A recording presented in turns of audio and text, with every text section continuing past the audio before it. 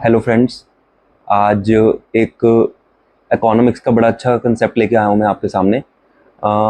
Actually recently जैसा कि आपने देखा होगा, सारी इकोनॉमीज़ में, स्टॉक मार्केट्स में, ऑल ओवर द वर्ल्ड एक ब्लड बाथ हुआ है। सारे स्टॉक्स बहुत ज़्यादा फेल डाउन हुए हैं। तो इसका एक्चुअल रीज़न शायद आप बहुत जगह पढ़ रहे होंगे कि मे बी जो ग्लोबल टेंशन्स हैं, जो इज़राइल पैलेस्टीन कॉन्फ्लिक्ट है वो एस्केलेट हुआ है, इस वजह से हुआ है। या फिर जो यूएस की इकोनॉमी के लिए एक नया अनएम्प्लॉयमेंट का डाटा आया है, जिसमें इट हैज़ बीन सेड कि US is very close to a recession, शायद वो इस वजह से है। बट आपको मैं एक एक्चुअल रीज़न इसका बताता हूँ जिस वजह से ये ब्लड बाथ हुआ है सारी इकोनॉमीज़ में, और उसका रीज़न है येन कैरी ट्रेड। यस, ये एक बड़ा ही इंटरेस्टिंग कंसेप्ट है, इसलिए मैं इसके ऊपर आज एक वीडियो लेके आया हूँ। ये वीडियो का मकसद सिर्फ आपको स्टॉक मार्केट के गिरने का रीज़न बताना नहीं है, बट कि ये इकोनॉमिक्स का जो कंसेप्ट है येन कैरी ट्रेड का, वो समझाना है कि ये येन कैरी ट्रेड कैसे वर्क करता है। और इसमें बहुत अच्छे अच्छे इकोनॉमिक्स के कंसेप्ट लगे हुए हैं इसको समझाने के लिए, जो शायद आपको बड़े कॉम्प्लेक्स लगते हों, बट मैं आज इसको आपके लिए बहुत सिंप्लीफाई करने वाला हूँ। तो स्टे ट्यून्ड, अभी बोर्ड के ऊपर इसको समझते हैं। तो येन कैरी ट्रेड जो है, इसमें कैरी ट्रेड का क्या मतलब है इसको हम समझते हैं। कैरी ट्रेड मतलब कि एक इकोनॉमी से पैसे बोरो करना, उसको कन्वर्ट करना दूसरी करेंसी में, और फिर उस इकोनॉमी में पैसे लगाना। जैसे कि इस केस में जो बैंक ऑफ जापान बहुत लो इंटरेस्ट पे पैसे देता था, वहाँ से लोग इन्वेस्टर्स बोरो करते थे, उसको जनरली यूएस डॉलर में या किसी भी और करेंसी में कन्वर्ट करते थे, जहाँ पर भी जिस भी इकोनॉमी में उनको वो पैसा लगाना है, और फाइनली वो पैसा सारा उस इकोनॉमी में जाता था। तो ये हम केस जो समझ रहे हैं वो जापान और यूएस के कंटेक्स्ट में समझ रहे हैं। तो मैं जहाँ पर भी डॉलर बोलूँगा, वैसे वो कंटेक्स्ट डॉलर के अलावा इंडियन रुपी भी हो सकता है या यूरोप का यूरो भी हो सकता है, बट अभी हम जापान और डॉलर के कंटेक्स्ट में समझ रहे हैं, तो मैं सिर्फ डॉलर को ही यूज़ करूँगा।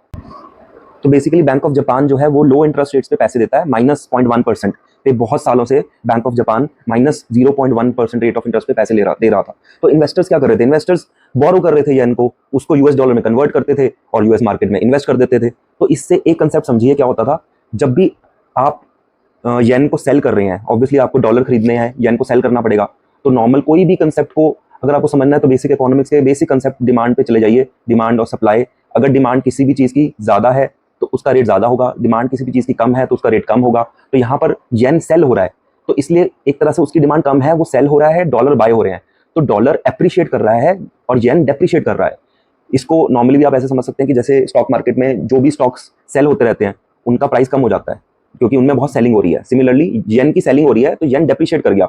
तो एक टाइम पे ऐसा हुआ कि $1 जो है वो 165 येन के इक्वल पहुंच गया। पहले $1 100 येन के इक्वलेंट होता था, लेकिन येन करेंसी इतनी डेप्रिशिएट हो गई इस वजह से, इस पूरे जो कैरी ट्रेड की वजह से, कि वो $1 165 येन के ऊपर पहुंच गया। तो इससे इन्वेस्टर्स को डबल बेनिफिट हुआ। ये कैसे हुआ ये समझिए। क्योंकि एक तो लो रेट ऑफ इंटरेस्ट -0.1% पे पैसा मिल रहा है, तो लेट्स सपोज कि और जब वो डेप्रिशिएट कर रहे हैं करेंसी, जब उनको रिटर्न करना है पैसा दोबारा से यूएस इकोनॉमी, जापान की इकोनॉमी को, तो वो ऑलरेडी करेंसी डेप्रिशिएट हो चुकी है। तो लेट्स सपोज पहले उन्होंने 100 येन उधार लिया, अब उसको उस टाइम 100 येन $1 के बराबर होता था, उसको कन्वर्ट करवाया, $1 उनको वापस मिल गया उसकी जगह। अब वो $1 उन्होंने यूएस की मार्केट में इन्वेस्ट कर दिया। अब जब उनको 2 साल बाद 3 साल बाद जब भी वो रीपेमेंट करनी है, तो उनको 100 येन की रीपेमेंट करनी थी, लेकिन वो मार्केट में गए, अब 100 येन $1 से भी कम में आ रहा है, क्योंकि अब येन की जो एक्सचेंज रेट है वो 165 हो गया है डॉलर के कंपैरिजन में। तो ऑब्वियसली अब $1 में तो 165 येन आ जाएंगे, आपको रीपेमेंट तो 100 येन की करनी है, तो मोस्ट लाइकली आप लाइक जैसे 0.65 से $0.7 के बीच में आप रीपेमेंट कर दोगे। तो आप इसको इस तरह समझो कि आपने लिया तो उधार $1 था और रीपेमेंट करते हुए सिर्फ आपको $0.7 देने हैं, तो डबल बेनिफिट हो गया। एक तो आपको इंटरेस्ट रेट भी नहीं देना, और जब आप रीपेमेंट कर रहे हो तो करेंसी डेप्रिसिएशन की वजह से आपको उस चीज का भी बेनिफिट मिला। तो ये चीज बहुत ज्यादा चली, इन्वेस्टर्स ने ज्यादा नंबर्स में बोरो किया, और दूसरी इकोनॉमीज में, यूएस की, यूरोप की, एशिया की दूसरी इकोनॉमीज में सब में इसका पैसा लगा। अब क्या हुआ, बैंक ऑफ जापान ने इंटरेस्ट रेट को 2 टाइम इंक्रीज कर दिया लास्ट 2 से 3 महीने में। अब इंटरेस्ट रेट हो गया 0.25%, पहले था -0.1%, तो 35 बेसिस पॉइंट्स जो है इंक्रीज हो गए। 35 बेसिस पॉइंट इज 0.35%, 0.35%। सो इस वजह से क्या हुआ कि, और इसको बैंक ऑफ जापान ने डिक्लेयर किया कि ये वन टाइम मेजर नहीं है, वन टाइम एक्सरसाइज नहीं है, जो इंटरेस्ट रेट का जो हाइक है हम ये आगे भी करेंगे।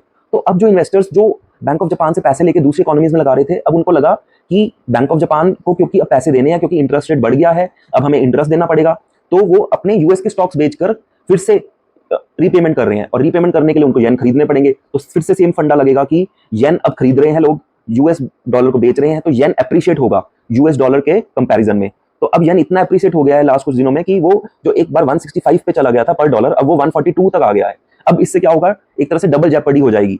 जैसे कि पहले डबल बेनिफिट हो रहा था इन्वेस्टर्स को, अब डबल लॉसेज होंगे। एक तो इंटरेस्ट रेट भी बढ़ गया, तो आपको कुछ ना कुछ इंटरेस्ट देना है, अब आपके लिए जो लोन है वो फ्री नहीं है, इंटरेस्ट के बेसिस पे है। प्लस जब आप उसको रीपे करेंगे, लेट सपोज आपने फिर से वही कि एक 165 येन बोरो किए थे, अगर आपने, आपको उस टाइम $1 मिल गया था। अब जब आपको 165 येन रीपे करने हैं, तो अब वो आपको $1 में नहीं मिलेंगे 165 येन, अब आपको $1 में सिर्फ 142 येन मिल रहे हैं। तो आपको $1 से ज्यादा स्पेंड करना पड़ रहा है 165 येन को खरीदने के लिए, इसलिए अब आपको ज्यादा रीपेमेंट कर रही है। और यही एक डोमिनो इफेक्ट क्रिएट हो रहा है अदर इन्वेस्टर्स के लिए भी। कुछ इन्वेस्टर्स डॉलर्स को बेच के स्टॉक मार्केट में यूएस स्टॉक्स को बेच के डॉलर्स निकाल रहे हैं, येन में कन्वर्ट कर रहे हैं, जिस वजह से येन अप्रिशिएट हो रहा है। इसको देख के एक डोमिनो इफेक्ट क्रिएट हो रहा है, और इन्वेस्टर्स भी ऐसा कर रहे हैं, और ये एक लूप चल रहा है। इनफैक्ट ये डोमिनो इफेक्ट, क्योंकि यूएस इकोनॉमी वर्ल्ड इकोनॉमीज के साथ कहीं ना कहीं कोरिलेटेड है, तो ये डोमिनो इफेक्ट आपको और इकोनॉमीज में भी मिल रहा है, B it Asian economies, B it Europe की इकोनॉमीज, क्योंकि कहीं ना कहीं जो है वो इन्वेस्टर्स के पैसे सिर्फ यूएस इकोनॉमी में नहीं लगे थे, सारी की सारी वर्ल्ड इकोनॉमीज में लगे थे।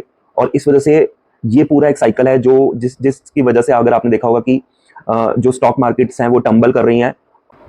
सो फ्रेंड्स, ये था येन कैरी ट्रेड का कंसेप्ट, जिसमें हो सकता है आपको शायद लग रहा हो, शायद आपने पढ़ा हो तो आपको लग रहा हो कि बहुत कॉम्प्लेक्स कोई ये फंडा है जो कि आपको शायद नहीं समझ आ रहा, बट मैं इसको आपके लिए बहुत ही सिंप्लीफाइड वे में लेके आया।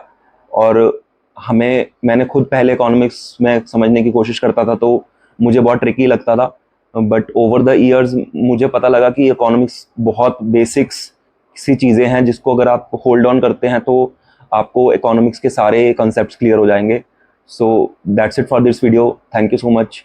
Please like and subscribe and stay tuned. Thank you.